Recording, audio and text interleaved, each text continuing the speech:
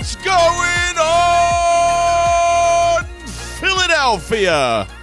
I don't know what you want me to say to you. What do you want me to say to you? They just traded Cjgj. I'm enjoying a pork roll sandwich. I was getting nervous. My wife made 2 delicious ones, and they are hitting the spot. I hope something's hitting the spot for you, even though this isn't hitting the spot right now. But Lane Johnson just tweeted Howie season, so my second thought is, well, yeah, we're good. We're good. There's something brewing here. There is a corresponding move. You and I have always thought that throughout this whole process. I literally don't know how long this podcast is going to be, so I'm just going to brain dump to you.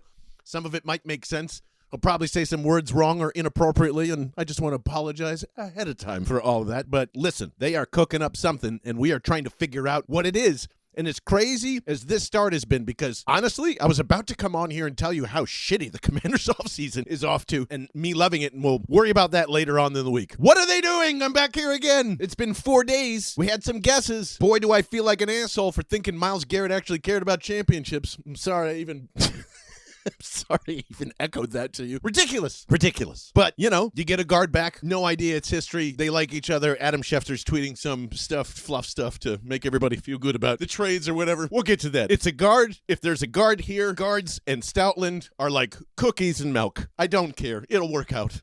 Okay? If this was a tackle, if this was somebody that was going to be an heir apparent to Lane Johnson or something like that, I'd have a lot of questions, a lot of answers. But this is starter depth. This is somebody that can go against Tyler Steen. Fantastic. Somebody's going to work out. And guess what? Either one of them are going to be able to do the job because they're great. Here, guards, I hate to say this, don't matter. I'm sorry, Landon.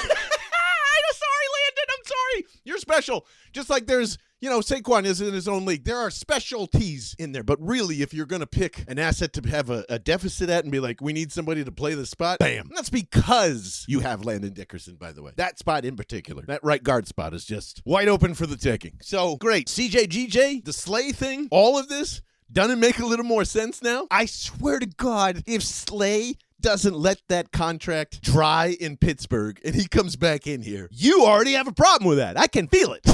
I know Ryan Meehan does in our Discord. Holy cow. He is scorched earth right now. Scorched earth about this move. And there is a feeling that is brewing. The immediate reaction is this is what Howie does after Super Bowls. He doesn't know what the fuck he's doing. At least that's what Ryan is saying. I don't know if you're saying that. But I don't know. Maybe this T. Higgins stupid trade idea from last week isn't so stupid anymore. I still don't think, and I just tweeted this out to you, I don't believe that the DG is now going to make it through it. I've put us on hug warning for that. And let me just tell you another thing that blitzed through my mind, because we haven't talked either since Kenny Pickett got traded, which means you do not have a veteran presence at QB2. You and I believe that Tanner McKee can do that. DTR is here.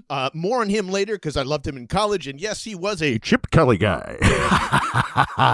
But one of the corresponding moves that I am thinking about right now is this. Last year, Kenny Pickett, a first-round quarterback, and yes, I know there's a difference in 16 spots between this other quarterback that I'm going to mention, and I think you might know where I'm going. What if this is another great attempt by Howie Roseman to go grab, yes, another QB2 that was a former starter, is no longer liked by his team, and you have had a great trade history with the Indianapolis Colts, and Anthony Richardson is sitting right there. And as of 11:28 on March 11th, which is Tuesday, as I am recording this, Danny Dimes is now officially a one-year quarterback for the Indianapolis Colts because Shane Steichen certainly knows him. And if you're questioning right now, John, that's ridiculous. The talent level between Kenny Pickett and Richardson is the fucking ocean. And I agree with you. But the problem is the Colts and the league know he is not a starter right now. And you're going, John, how do you know that? Because the Jets would have never signed Justin Fields over a $1 million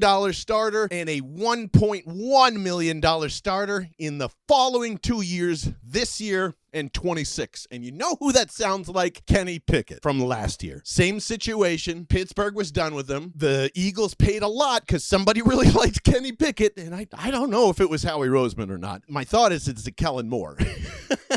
That is a Kellen Moore selection, but whatever. He's gone now. We got picks back. So I think Anthony Richardson is in the prime same spot that Kenny Pickett was this time last year. And I wouldn't be surprised at all if you see Dallas Goedert go to the Colts with the mountain of fifth-round picks, swaps. I don't know what kind of deal would be made there. Maybe you can get away with it without Dallas. But it's the same situation. How awesome of a quarterback room would it be to have Jalen Hurts as your starter? You have Anthony Richardson backing him up, or at least going to war with Tanner McKee. Tanner McKee ends up with the Colts, let's say, in this, because they want him there too. They need to rearrange their quarterback room. That all makes sense to me. A quarterback room of Jalen Hurts, Anthony Richardson, and DTR, those two guys are kind of battling for QB2? Fuck yeah. Fuck yes. Because this is what I wanted when Justin Fields seemed like he was available from the Bears and wanted to go to Pittsburgh, and I understand why, because now he's getting paid by the Jets to be a starter. It was a really smart move for him. But in the same way, you have got to be elite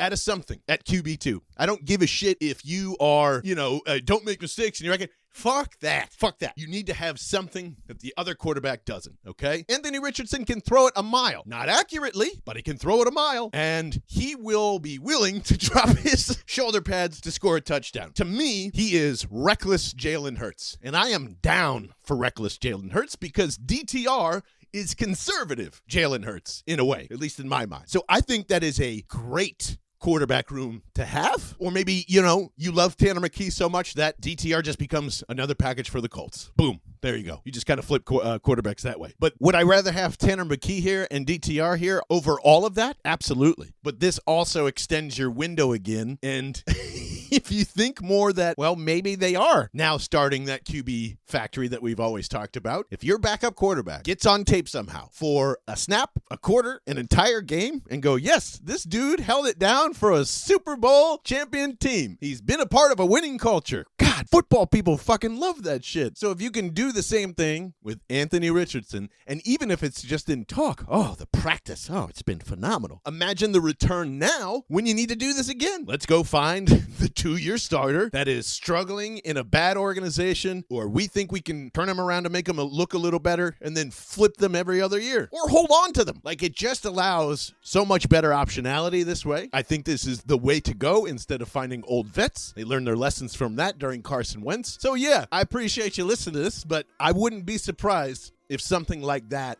happens very soon. I'll be right back here with more crazy news, and we'll break all this free agency week down as we are creeping close to Wednesday, where that ink is gonna dry, and I'll talk to you soon. Okay, bye.